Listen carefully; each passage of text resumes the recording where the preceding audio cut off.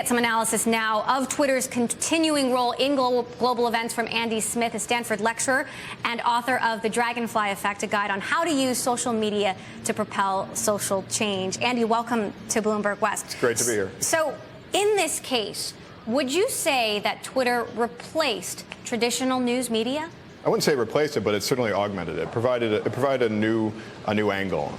Twitter is great at getting a message out fast and getting it out from a variety of sources. I think that even though our gentleman in the same neighborhood as Osama bin Laden didn't know what he was reporting, he was in fact documenting an event that we'd later find wasn't the killing of Osama bin Laden, and that's an important complement to existing news infrastructure. Now, one of the things that surprised me was kind of the speed in which the White House came out and responded to this late on a Sunday night.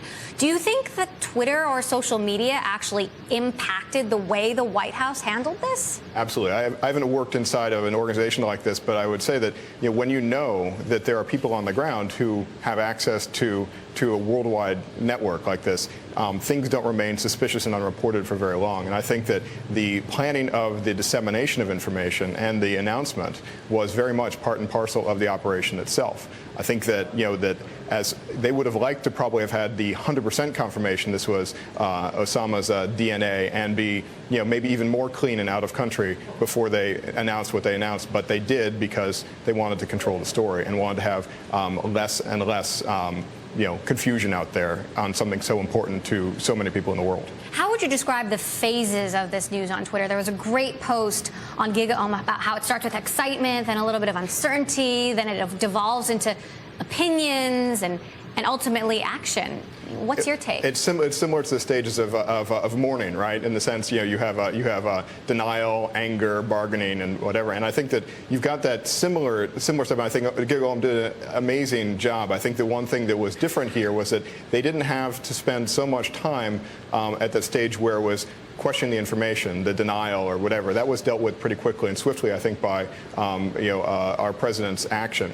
I think what maybe hasn't happened yet or hadn't happened yet at the time of the GigaOM reporting was the opportunity for this information to be shared and people to have a collective experience. It's just something that's unique to social media. People who are directly impacted by 9/11 and by everything else, and by the people who've been had family members spending time in country have been able to share that.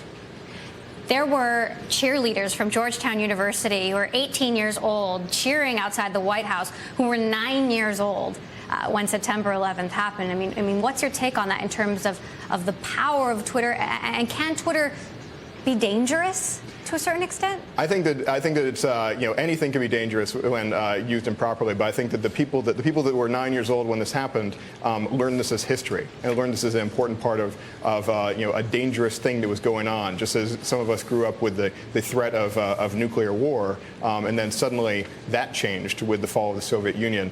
You celebrate things that have impacted you that you didn't necessarily know the events that caused them. But I think that Twitter is not necessarily something that people get a lot of information from that demographic. Facebook, I think, is more where it's spread among that demo, and I think that it has the benefit of having a richer ability to share pictures and videos and links than Twitter does. And for me, it was interesting to watch Twitter at the same time that I was watching television news. Andy Smith, thank you so much for joining us. Great to hear your insights it's been a pleasure. On all of this.